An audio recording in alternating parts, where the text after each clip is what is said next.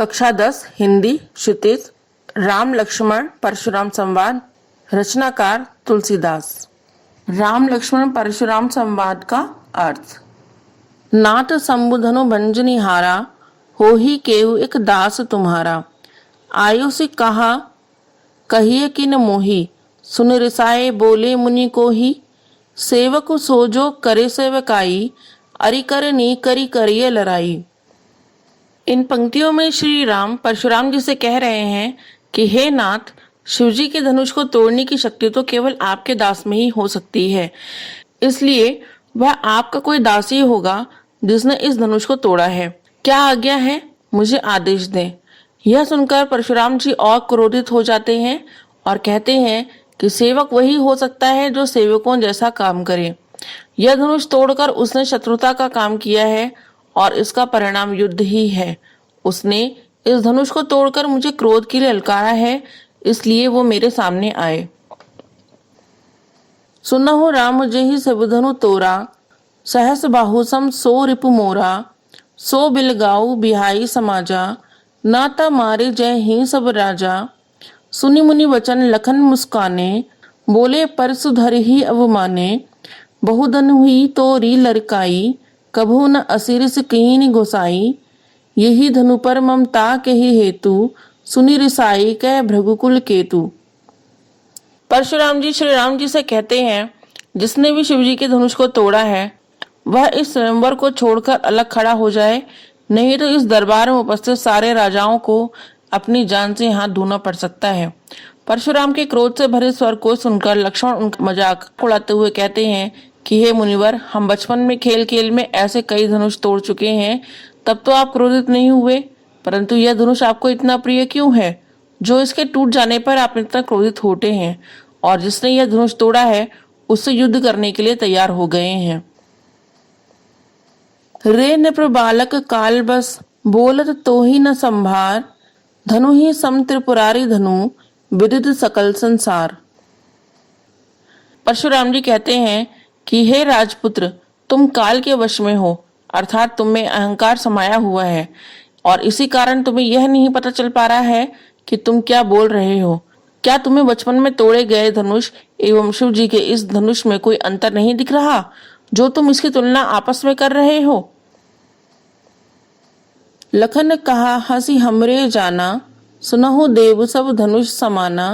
का क्षति लाभ जून धनु तोरे, देखा राम नयन के भोरे।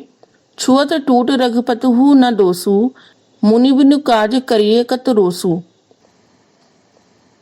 परशुराम की बात सुनने के उपरांत लक्ष्मण मुस्कुराते हुए व्यंग पूर्वक उनसे कहते हैं कि हमें तो सारे धनुष एक जैसे ही दिखाई देते हैं, किसी में कोई फर्क नजर नहीं आता।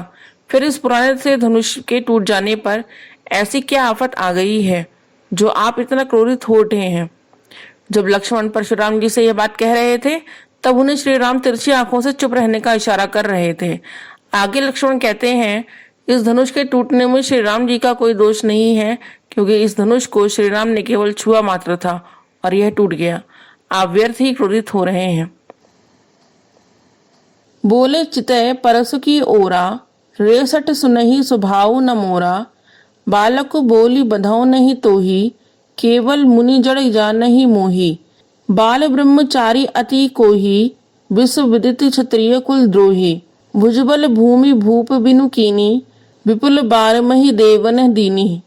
सहस बाहु भुज छेद निहारा, परसु बिलोक महीप कुमारा। परशुराम लक्ष्मण जी की इस व्यंग भरी बातों को सुनकर और भी ज्यादा क्रोधित हो जाते हैं। वे अपने फरसे की तरफ देखते हुए बोलते हैं, हे मूर्ख लक्ष्मण, लगता है तुझे मेरे व्यक्तित्व के बारे में नहीं पता। मैं अभी तक बालक समझकर तुझे क्षमा कर रहा था, परंतु तू मुझे एक साधारण मुनि समझ बैठा है। मैं बचपन से ही ब्रह्मचारी हूँ, सारा संसार मेरे क्रोध को अच्छी तरह पहचानता है। मैं क्षत्रियों का सबसे बड़ा शत्रु हूँ। अपने बाजुओं के बल पर मैंने कई बार इस पृथ्वी से क्षत्रियों का नाश किया है और इस पृथ्वी को जीतकर ब्राह्मणों को दान में दिया है। इसलिए हे राजकुमार लक्ष्मण, मेरे फरसे को तुम ध्यान से देख लो। यही वह फरसा है जिससे मैंने सहस्त्र बाहु का संहार किया था। मात पिता ही जन सोच बस, करसी महिष किशोर। गर्भ के अर्भक दलन, परसु मोर अति घोर। हे राजकुमार बालक, तुम मुझसे भिड़कर अपने माता पिता को चिंता में मत डालो, अर्थात अपनी मृत्यु को न्योता मत दो। मेरे हाथ में वही फरसा है जिसकी गर्जना सुनकर गर्भ में पल रहे बच्चे का भी नाश हो जाता है। बेहसी लखनु बोले मृदुबानी, अहो मुनीसु महाभट मानी। पुनि पुनि मोहि दिखाओ कुठारू, चहत उड़ावन फूंकी पहारू। यहाँ कुम्हड़बतिया को नाही, जे तर्जनी देखी मरी जाही। परशुराम की डींगे सुनकर लक्ष्मण बड़े मुस्कुराते हुए प्रेम भरे स्वर से बोलते हैं कि परशुराम तो जाने माने योद्धा निकले। आप तो अपना फरसा दिखाकर ही मुझे डराना चाहते हैं, मानो फूंक से ही पहाड़ उड़ा देना चाहते हो। परंतु मैं कोई छुई मुई का वृक्ष नहीं जिसे आप अपनी तर्जनी उंगली दिखाकर मुरझा सकते हो। मैं आपकी इन बड़ी बड़ी डींगों से डरने वालों में से नहीं हूँ।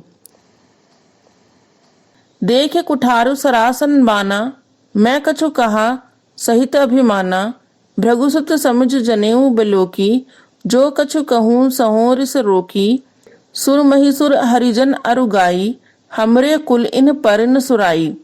बधे पाप अब कीरति हारे, मारत हूपा परिय तुम्हारे। कोटि कुलिस सम बचन तुम्हारा, व्यर्थ धरऊ धन बान कुठारा।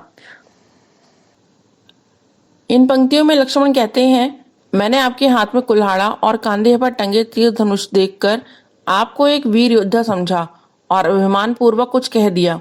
आपको ऋषि भृगु का पुत्र मानकर एवं कंधे पर जनेऊ देखकर आपके द्वारा किए गए सारे अपमान सहन कर लिए और क्रोध की अग्नि को जलने नहीं दिया। वैसे भी हमारे कुल की ये परंपरा है कि हम देवता, ब्राह्मण, भक्त और गाय के ऊपर अपनी वीरता नहीं आजमाते। आप तो ब्राह्मण हैं, मैं आपका वध करूं तो पाप मुझे ही लगेगा। आप अगर मेरा वध भी कर देते हैं तो मुझे आपके चरणों में झुकना पड़ेगा। यही हमारे कुल की मर्यादा है। फिर आगे लक्ष्मण कहते हैं कि आपके वचन ही किसी वज्र की भांति कठोर हैं, तो आपको इस कुल्हाड़े और धनुष की क्या आवश्यकता। जो बिलो की अनुचित कहूँ, क्षमो महामुनि धीर।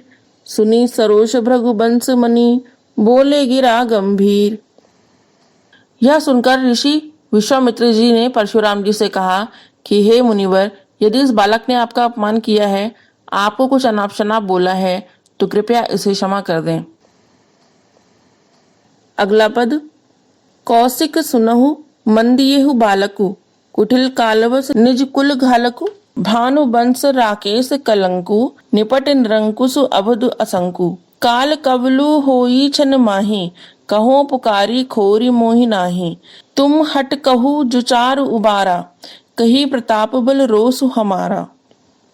विश्वामित्र की बात सुनकर परशुराम कहते हैं कि हे विश्वामित्र, यह बालक बहुत ही मंद बुद्धि वाला और मूर्ख एवं उद्दंड है, जिसके कारण यह अपने ही कुल का नाश कर बैठेगा।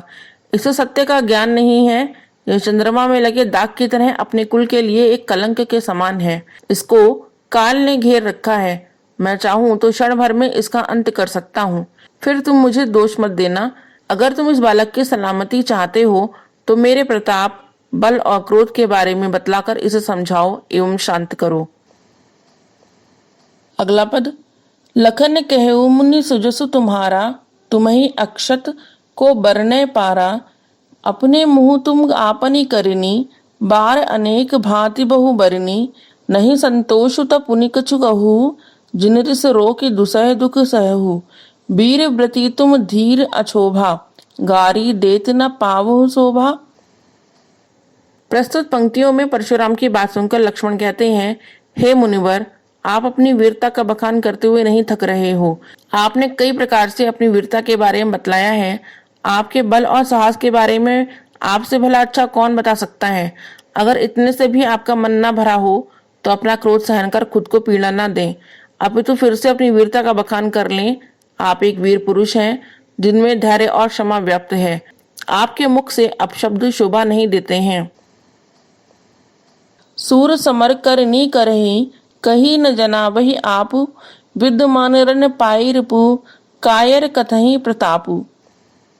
शूरवीर युद्ध में अपनी शूरवीरता का प्रदर्शन करते हैं।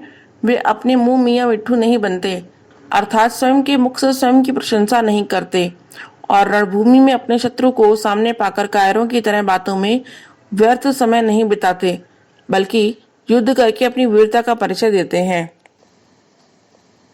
तुम्हा तो कालू हाक जनु लावा, बार बार मोहि लागे बुलावा, सुनत लखन के बचन कठोरा, परसु सुधारे धरेउ कर घोरा, अब जानि देह दोसु मोहि लोगु, कटुबादी बालक वध जोगु, बाल बिलो के बहुत में बाँचा, अब येहू मर निहार भा साचा।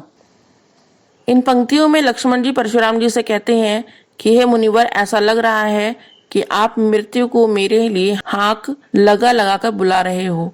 लक्ष्मण के इस व्यंग को सुनकर परशुराम बहुत ही क्रोधित हो जाते हैं और अपने फरसे को हाथ में लेकर बोलते हैं कि इस बालक के वध के लिए संसार मुझे दोष न दे, क्योंकि इसने खुद अपने कटु वचनों के सहारे अपनी मौत को बुलाया है। मैंने इसे बालक समझकर कई बार क्षमा किया, परंतु अब यह मरने योग्य हो गया है। कौसुक कहा क्षमे अपराधु, बाल दोष गुण गनई न साधु, खर कुठार में अकुरन कोही, आगे अपराधी गुरुद्रोही, उतर देत छोड़ो बिनु मारे, केवल कौशिक सील तुम्हारे, न त यही काटी कुठार कठोरे, गुरही उरिन होते श्रम थोरे। इन पंक्तियों में विश्वामित्र जी परशुराम जी से कहते हैं कि परशुराम जी, आप तो साधु हैं, साधु कभी बालकों के अपराध पर ज्यादा ध्यान नहीं देते हैं और उन्हें क्षमा कर देते हैं, इसलिए लक्ष्मण को भी क्षमा कर दीजिए। यह सुनकर परशुराम जी विश्वामित्र से कहते हैं कि तुम जानते हो कि मैं कितना कठोर और निर्दयी हूँ, मुझमें क्रोध कितना भरा हुआ है। यह मेरे सामने मेरे गुरु का अपमान किए जा रहा है और मेरे हाथों में फरसा होने के बावजूद मैंने अभी तक इसका वध नहीं किया है।